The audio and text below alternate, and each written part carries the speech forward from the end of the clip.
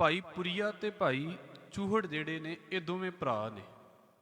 ਪੁਰੀਆ ਚੂਹੜ ਚੌਧਰੀ, ਪੈੜਾ ਦਰਗਾਹ ਦਾਤਾ ਭਾਰਾ। ਤੇ ਇਹ ਜਿੱਦਾਂ ਕਿ ਭਾਈ ਗੁਰਦਾਸ ਸਾਹਿਬ ਨੇ ਇਹਨਾਂ ਦਾ ਕਿੱਤਾ ਵੀ ਬੋਲਿਆ ਹੈ। ਚੌਧਰੀ ਨੇ ਦੋਵੇਂ, ਮਤਲਬ ਪਿੰਡ ਦੇ ਮੰਨੇ ਪਰਮੰਨੇ ਸਨਮਾਨੇ ਬੰਦੇ ਨੇ, ਆਮ ਜੇ ਨਹੀਂ ਨੇ। ਹਰ ਇੱਕ ਤਰੀਕੇ ਦਾ ਸਿੱਖ ਹੁੰਦਾ ਨਾ। ਇਹ ਮਹਾਰਾਜ ਜੀ ਦੀ ਚੜ੍ਹਦੀ ਕਲਾ ਵਾਲੇ ਪੈਸੇ ਵਾਲੇ ਪਾਸੇ ਤੋਂ ਵੀ ਚੰਗੇ ਸਿੱਖ ਸੀ। ਫਿਰ ਦੂਜਾ ਪਾਸਾ ਇਹ ਹੈ, ਕਿਉਂਕਿ ਗੁਰੂ ਨਾਨਕ ਸਾਹਿਬ ਤੋਂ ਲੈ ਕੇ ਤੇ ਗੁਰੂ ਅਰਜਨ ਸਾਹਿਬ ਮਹਾਰਾਜ ਦਾ ਵੇਲਾ ਆ ਗਿਆ ਹੈ। ਇਹ ਉਹ ਸਮਾਂ ਆ ਗਿਆ।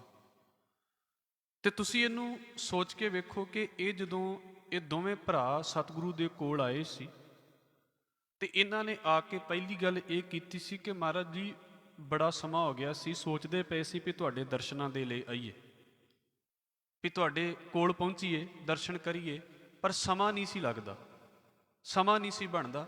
ਅੱਜ ਸਾਡੇ ਕੋਲ ਸਮਾਂ ਬਣ ਗਿਆ ਤੇ ਅਸੀਂ ਤੁਹਾਡੇ ਕੋਲ ਆਏ ਹਾਂ ਵੀ ਕਿਰਪਾ ਕਰੋ, ਸਾਨੂੰ ਉਪਦੇਸ਼ ਕਰੋ, ਸਾਨੂੰ ਇਹੋ ਜਿਹੀ ਮੱਤ ਦਿਓ ਵੀ ਜਿਹਦੇ ਨਾਲ ਅਸੀਂ ਕੰਮ ਵੀ ਕਰਦੇ ਰਹੀਏ ਤੇ ਜਿਹਦੇ ਨਾਲ ਅਸੀਂ ਸਿੱਖੀ ਵੀ ਕਮਾ ਸਕੀਏ।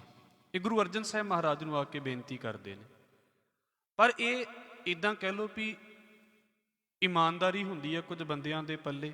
ਸਾਧੂ ਦੇ ਕੋਲ ਕਾਹਦਾ ਲੁਕਾ ਹੈ, ਗੁਰੂ ਦੇ ਕੋਲ ਕਾਹਦਾ ਲੁਕਾ ਹੈ। ਇਹ ਮਹਾਰਾਜ ਜੀ ਨੂੰ ਕਹਿੰਦੇ ਸੀ ਵੀ ਸੱਚੇ ਪਾਤਸ਼ਾਹ, ਜਿਹੜੇ ਕੰਮ ਦੇ ਵਿੱਚ ਅਸੀਂ ਪਏ ਹਾਂ, ਚੌਧਰੀ ਹਾਂ, ਉਸ ਕੰਮ ਦੇ ਵਿੱਚ ਇੱਦਾਂ ਕਹਿ ਲਓ ਆਪਣੀ ਚੌਧਰ ਬਚਾਉਣ ਦੀ ਖਾਤਰ, ਲੋਕ ਲਾਜ ਦੀ ਖਾਤਰ ਸਾਨੂੰ ਝੂਠ ਵੀ ਬੋਲਣਾ ਪੈਂਦਾ।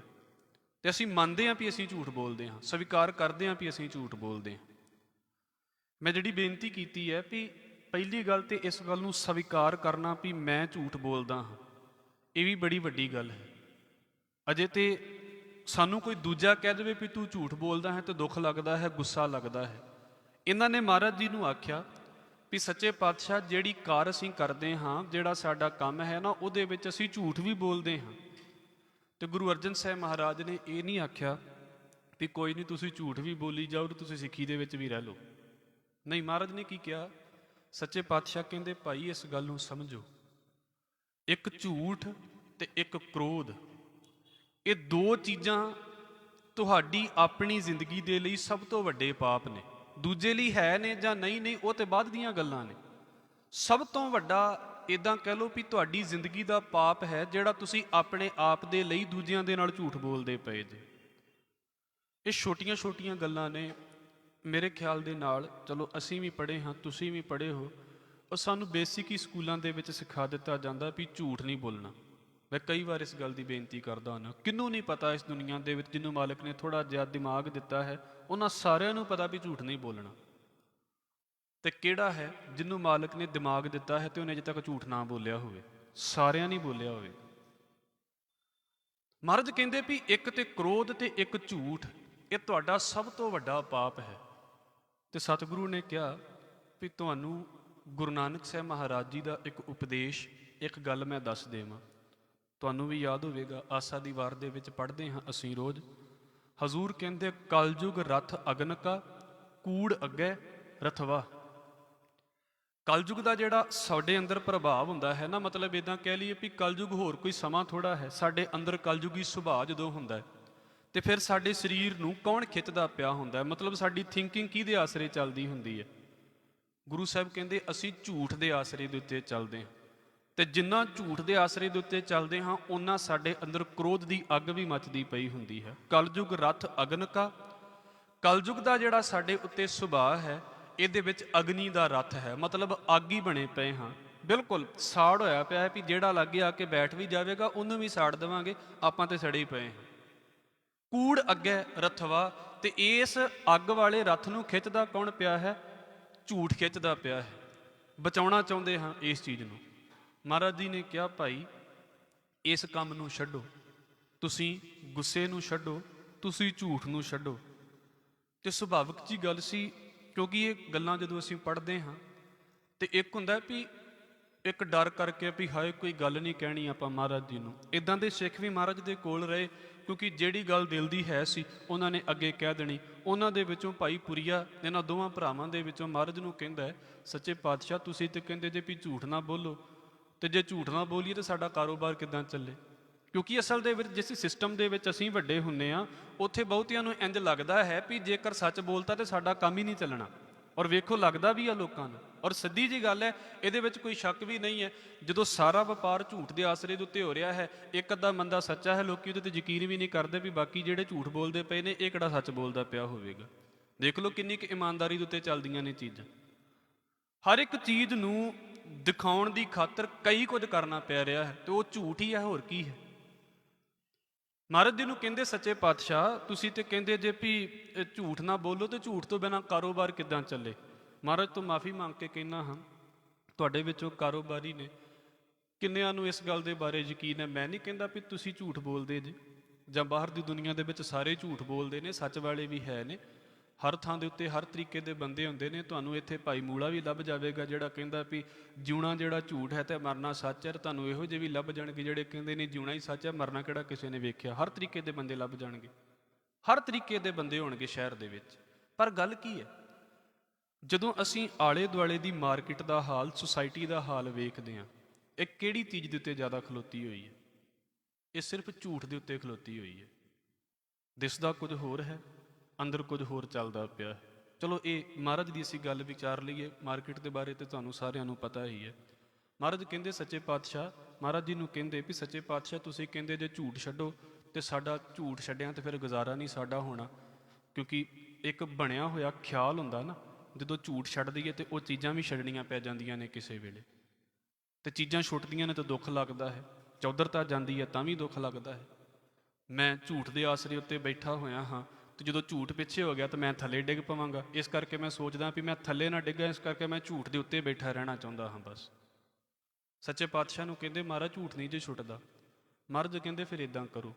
ਇਹ ਵੈਸੇ ਬੜੇ ਕਮਾਲ ਦੀ ਗੱਲ ਹੈ ਵੀ ਮਹਾਰਾਜ ਪ੍ਰੈਕਟੀਕਲ ਕਰਾਉਂਦੇ ਹੁੰਦੇ ਸੀ ਇਸ ਚੀਜ਼ ਦਾ ਨਾ, ਵੀ ਅਸੀਂ ਕਹਿ ਦਈਏ ਜੀ ਝੂਠ ਛੁੱਟ ਜਾਵੇ, ਛੁੱਟਦਾ ਸਾਡਾ ਫੇਰ ਨਹੀਂ। ਉਹ ਮਹਾਰਾਜ ਕਹਿੰਦੇ ਵੀ ਇਸ ਤਰ੍ਹਾਂ ਕਰੋ ਵੀ ਆਪਣੇ ਪਿੰਡ ਜਾ ਕੇ ਨਾ ਤੁਸੀਂ ਧਰਮਸ਼ਾਲਾ ਬਣਾਓ।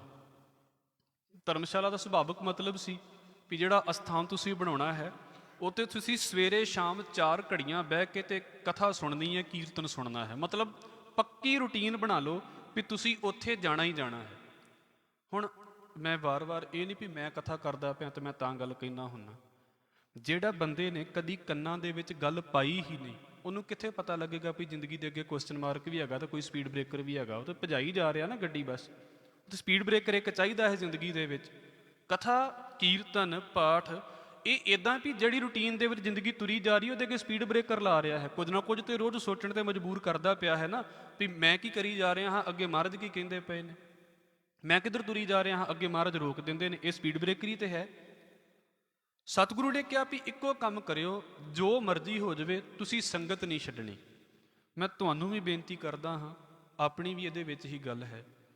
ਕੋਈ ਵੀ ਕੰਮ ਕਰੋ, ਵੈਸੇ ਸਰੀਰ ਠੀਕ ਨਹੀਂ ਹੈ, ਤਬੀਅਤ ਵਿਗੜੀ ਹੋਈ ਹੈ, ਕੁਝ ਹੋਰ ਕਾਰਨ ਪੈ ਗਏ ਨੇ, ਕਿਤੇ ਜਾਣਾ ਪੈ ਗਿਆ ਹੈ, ਕੋਈ ਗੱਲ ਨਹੀਂ, ਪਰ ਬੇਨਤੀ ਹੈ ਸੰਗਤ ਨਾ ਛੱਡਿਆ ਕਰੋ। ਹਾਲਾਂਕਿ ਤੁਹਾਡੇ ਵਿੱਚੋਂ ਸਾਰੇ ਹੀ ਉਹ ਬੈਠੇ ਨੇ ਜਿਹੜੇ ਡੇਲੀ ਦੀ ਸੰਗਤ ਕਰਦੇ ਨੇ, ਸਵੇਰ ਵਾਲੇ ਵੀ ਹੈ ਨੇ, ਪਰ ਕੋਸ਼ਿਸ਼ ਕਰੋ ਸੰਗਤ ਨਾ ਛੱਡੋ। ਜੋ ਮਰਜ਼ੀ ਹੋ ਜਾਵੇ, ਗੁਰਦੁਆਰਾ ਸਾਹਿਬ ਦੀ ਹਾਜ਼ਰੀ ਭਰਨੀ ਹੀ ਭਰਨੀ ਹੈ।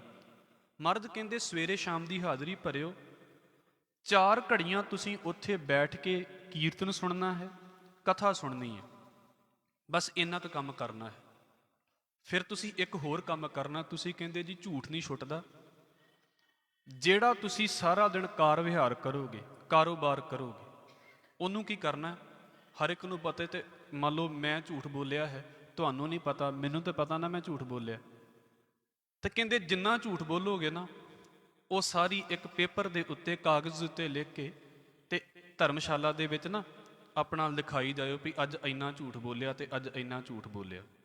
ਵੇਖਣ ਨੂੰ ਗੱਲ ਬੜੀ ਸਿੰਪਲ ਜੀ ਲੱਗਦੀ ਹੈ ਵੀ ਮੈਂ ਕਦੀ ਗੁਰਦੁਆਰੇ ਆ ਕੇ ਇੱਦਾਂ ਮਹਾਰਾਜ ਦੇ ਅੱਗੇ ਬੋਲਿਆ ਵੀ ਸੱਚੇ ਪਾਤਸ਼ਾਹ ਜੀ ਇੱਥੇ ਝੂਠ ਬੋਲ ਕੇ ਆਇਆ। ਅੱਜ ਨਹੀਂ ਬੋਲਿਆ ਜਾਂਦਾ। ਬੰਦੇ ਨੂੰ ਆਪਣੇ ਆਪ ਤੇ ਸ਼ਰਮ ਆਉਣ ਲੱਗ ਪੈਂਦੀ ਹੈ ਵੀ ਕੀ ਸੁਣਾ ਰਿਹਾ ਮਹਾਰਾਜ ਨੂੰ। ਸੱਚੇ ਪਾਤਸ਼ਾਹ ਕਹਿੰਦੇ ਜੋ ਵੀ ਕਰਦੇ ਜੇ ਨਾ, ਜੇ ਚੰਗੇ ਕੰਮ ਵੀ ਕਰਦੇ ਜੇ ਉਹ ਵੀ ਇੱਕ ਕਾਗਜ਼ ਤੇ ਲਿਖੀ ਜਾਇਓ, ਜੇ ਬੁਰੇ ਕਰਦੇ ਜੇ, ਝੂਠ ਬੋਲਦੇ ਜੇ, ਉਹ ਵੀ ਲਿਖੀ ਜਾਇਓ। ਤੇ ਤੁਸੀਂ ਨਾ ਇਹਨੂੰ ਧਰਮਸ਼ਾਲਾ ਦੇ ਵਿੱਚ ਰੋਜ਼ ਆ ਕੇ ਦੱਸਣਾ ਹੈ ਵੀ ਅੱਜ ਮੈਂ ਆਹ ਕੀਤਾ ਤੇ ਅੱਜ ਮੈਂ ਆਹ ਕੀਤਾ। ਜਦੋਂ ਮਹੀਨੇ ਬਾਅਦ ਕਿਤੇ ਸਾਡੇ ਕੋਲ ਆਓਗੇ, ਕਿਉਂਕਿ ਮਹੀਨਾਵਾਰੀ ਸੰਗਤ ਆਉਂਦੀ ਹੁੰਦੀ ਸੀ ਕਈ ਮਹਾਰਾਜ ਦੇ ਕੋਲ, ਜਦੋਂ ਮਹੀਨੇ ਬਾਅਦ ਸਾਡੇ ਕੋਲ ਆਓਗੇ ਤਾਂ ਸਾਰਾ ਧਰਮਸ਼ਾਲਾ ਦੇ ਵਿੱਚੋਂ ਜਿਹੜਾ ਆਪਣਾ ਕਾਗਜ਼ ਹੈ ਨਾ, ਹਿਸਾਬ ਕਿਤਾਬ, ਉਹ ਸਾਰਾ ਇੱਥੇ ਲੈ ਆਇਓ। ਉਹਨਾਂ ਨੇ ਉਹ ਗਏ ਆਪਣੇ ਪਿੰਡ ਦੇ ਵਿੱਚ ਕੰਮ ਕਰਨਾ ਸ਼ੁਰੂ ਕਰ ਦਿੱਤਾ। ਤੇ ਗੁਰੂ ਅਰਜਨ ਸਾਹਿਬ ਮਹਾਰਾਜ ਦੇ ਆਖੇ ਲੱਗਣ ਵਾਲੇ ਸੀ। ਮਹਾਰਾਜ ਜੀ ਨੇ ਕਿਹਾ ਸੀ ਵੀ ਲਿਖੀ ਜਾਇਓ, ਜੇ ਝੂਠ ਬੋਲੋਗੇ ਚੰਗੇ ਕੰਮ ਕਰੋਗੇ ਤੇ ਲਿਖੀ ਜਾਇਓ। ਹੁਣ ਲਿਖੀ ਜਾਓ। ਹੁਣ ਇਹਨੂੰ ਕਹਿ ਦਈਏ ਵੀ ਕਾਗਜ਼ ਦੇ ਉੱਤੇ ਲਿਖਣਾ ਜਾਂ ਨਹੀਂ ਲਿਖਣਾ, ਮੈਂ ਆਪਣੇ ਮਨ ਦੇ ਉੱਤੇ ਤੇ ਘੱਟੋ ਘੱਟ ਲਿਖਾਂ, ਪਰ ਕਾਗਜ਼ਾਂ ਤੇ ਲਿਖੇ ਦੀ ਥੋੜੀ ਜੀ ਨਾ ਬੰਦੇ ਨੂੰ ਲਾਜ ਆ ਜਾਂਦੀ ਆ। ਮਨ ਤੇ ਲਿਖਿਆ ਤੇ ਮਿਟ ਜਾਂਦਾ ਹੈ। ਮਨ ਦੇ ਉੱਤੇ ਲਿਖਿਆ ਤੇ ਚੱਲ ਜਾਂਦਾ ਵੀ ਕੋਈ ਨਹੀਂ, ਗਾਂ ਨਵੀਂ ਚੀਜ਼ ਆ ਗਈ। ਕਾਗਜ਼ਾਂ ਤੇ ਲਿਖਿਆ ਜਾਂਦਾ ਨਹੀਂ, ਬਚਪਨ ਦਾ ਲਿਖਿਆ ਵੀ ਅੱਖਾਂ ਅੱਗੇ ਆ ਜਾਂਦਾ। ਉਹ ਮਹੀਨੇ ਬਾਅਦ ਜਦੋਂ ਸਤਿਗੁਰੂ ਗੁਰੂ ਅਰਜਨ ਸਾਹਿਬ ਮਹਾਰਾਜ ਦੇ ਕੋਲ ਆਏ ਪਹਿਲੀ ਵਾਰ, ਤੇ ਹੁਣ ਸੁਭਾਵਿਕ ਜੀ ਗੱਲ ਸੀ ਵੀ ਜਿਹੜੇ ਕੰਮ ਕਰਨੇ ਸੀ ਉਹ ਗੁਰੂ ਅਰਜਨ ਸਾਹਿਬ ਦੇ ਅੱਗੇ ਬੋਲਣ ਲੱਗ ਪਏ। ਇਹ ਸਾਡੇ ਵੀ ਸਮਝਾਉਣ ਦਾ ਇੱਕ, ਸਾਨੂੰ ਵੀ ਸਮਝਾਉਣ ਦਾ ਤਰੀਕਾ ਹੈ ਨਾ। ਮਹਾਰਾਜ ਦੇ ਅੱਗੇ ਆ ਕੇ ਬੋਲਦੇ ਪਏ ਨੇ, ਤੇ ਹੁਣ ਜਦੋਂ ਬੋਲੀ ਜਾ ਰਹੇ ਨੇ ਤੇ ਅੰਦਰ ਕੀ ਹੋ ਰਿਹਾ ਹੋਵੇਗਾ, ਸੁਭਾਵਿਕ ਜੀ ਗੱਲ ਹੈ।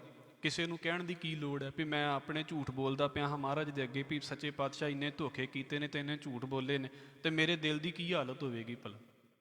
ਮੈਂ ਤਾਂ ਮਹਾਰਾਜ ਦੇ ਕੋਲ ਜਦੋਂ ਆਉਣਾ ਹਜੇ ਮੰਗਣ ਦੇ ਲਈ ਆ ਰਿਹਾ ਹਾਂ, ਅਜੇ ਮੈਂ ਆਪਣੇ ਬਾਰੇ ਦੱਸਣ ਤੇ ਆਏ ਨੇ ਵੀ ਮਹਾਰਾਜ ਮੈਂ ਕੀ ਹਾਂ। ਅਜੇ ਤਾਂ ਮੈਂ ਇਹੋ ਹੀ ਕਹਿਣਾ ਪਿਆ ਨਾ ਵੀ ਮਹਾਰਾਜ ਤੂੰ ਕੀ ਹਾਂ, ਤੇ ਆ ਵੀ ਆਉਣ ਦੇ ਤੇ ਆ ਵੀ ਆਉਣ ਦੇ, ਮੈਂ ਕੀ ਹਾਂ। ਅਜੇ ਤਾਂ ਮੈਂ ਦੱਸੀਆਂ ਹੀ ਨਹੀਂ ਗੱਲਾਂ ਮਹਾਰਾਜ ਨੂੰ। ਗੁਰਬਾਣੀ ਦੇ ਵਿੱਚ ਹਰ ਤਰੀਕੇ ਦੇ ਸ਼ਬਦ ਨੇ, ਤੁਸੀਂ ਦਰਸ਼ਨ ਕਰੋਗੇ ਤੁਹਾਨੂੰ ਇਹ ਵੀ ਲੱਭ ਜਾਣਗੇ ਵੀ ਜਿਹ 'ਚ ਮਾਲਕ ਕੀ ਹੈ ਉਹ ਹੈ, ਉਹਦੇ ਬਾਰੇ ਦੱਸਿਆ ਹੋਇਆ ਹੈ।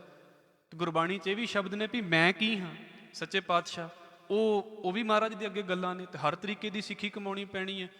ਮਹਾਰਾਜ ਗੁਰੂ ਅਰਜਨ ਸਾਹਿਬ ਮਹਾਰਾਜ ਦੇ ਅੱਗੇ ਬੋਲਣ ਲੱਗ ਪਏ। ਚਲੋ ਪਹਿਲਾ ਮਹੀਨਾ ਬੋਲਿਆ, ਗੱਲ ਖਤਮ ਹੋ ਗਈ। ਦੂਜੇ ਮਹੀਨੇ ਦੇ ਵਿੱਚ ਫਿਰ ਸਮਾਂ ਆ ਗਿਆ। ਨਾਲੇ ਤੇ ਮਹਾਰਾਜ ਦੇ ਅੱਗੇ ਗੱਲਾਂ ਦੱਸੀ ਜਾਂਦੇ ਨੇ, ਪਰ ਇੱਕ ਵਾਰ ਤੇ ਸੁਣਾਉਣ ਤੋਂ ਬਾਅਦ ਗੱਲ ਸਟਰਾਈਕ ਕਰਦੀ ਹੈ ਨਾ।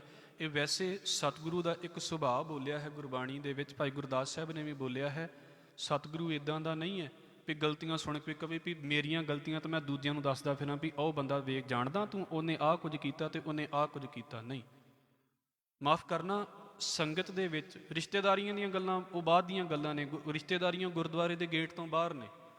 ਸੰਗਤ ਦੇ ਵਿੱਚ ਕਿਸੇ ਦਾ ਔਗਣ ਪਤਾ ਲੱਗ ਵੀ ਗਿਆ ਹੈ, ਉਹਦੇ ਨਾਲ ਪਰਸਨਲੀ ਬਹਿ ਕੇ ਗੱਲ ਕਰ ਲਓ। ਪਰ ਮਾਫੀ ਚਾਹੁੰਦਾ ਹਾਂ, ਉਹ ਸਿਆਣਾ ਨਹੀਂ ਗਿਣਿਆ ਜਾਂਦਾ ਜਿਹੜੇ ਸੰਗਤ ਦੇ ਔਗਣ ਫੋੜਦਾ ਹੈ। ਉਹ ਸਿਆਣਾ ਨਹੀਂ ਗਿਣਿਆ ਜਾਂਦਾ। ਪਰਸਨਲੀ ਉਹਦੇ ਨਾਲ ਗੱਲ ਕਰ ਲਓ ਵੀ ਤੇਰੇ ਵਿੱਚ ਆ ਦਿੱਕਤ ਹੈ। ਪਰ ਜੇ ਸਾਰੇ ਪਾਸੇ ਮਸ਼ਹੂਰੀ ਹੋ ਗਈ, ਕੱਲ੍ਹ ਨੂੰ ਵਿਚਾਰਾ ਸੰਗਤ ਵਿੱਚ ਬਹਿਣ ਜੋਗਾ ਕਿੱਥੇ ਰਹੇਗਾ।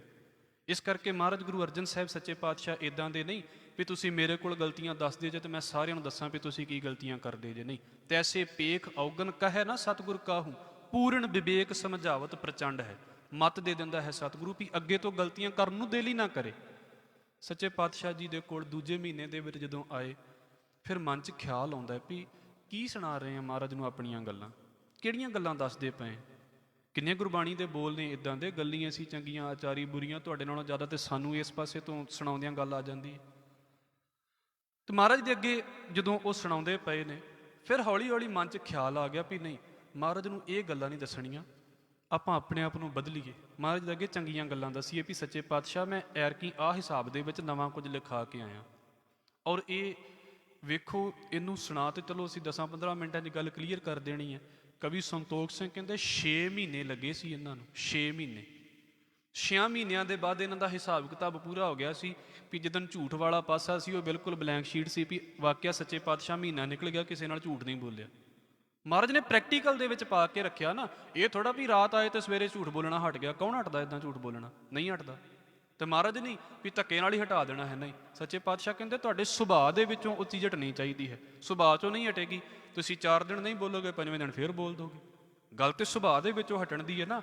ਮਹਾਰਾਜ ਦੇ ਕੋਲ ਆਏ, ਸੱਚੇ ਪਾਤਸ਼ਾਹ ਨੇ ਕਿਹਾ ਜੋ ਵੀ ਤੁਸੀਂ ਕਰਦੇ ਜੇ ਭਾਈ, ਇਹਨੂੰ ਲਿਖਣਾ ਸ਼ੁਰੂ ਕਰੋ। ਹੁਣ ਤੁਸੀਂ ਵੇਖਣਾ ਹੈ, ਮੈਂ ਵੇਖਣਾ ਵੀ ਕਿੱਥੇ ਲਿਖਣਾ ਹੈ।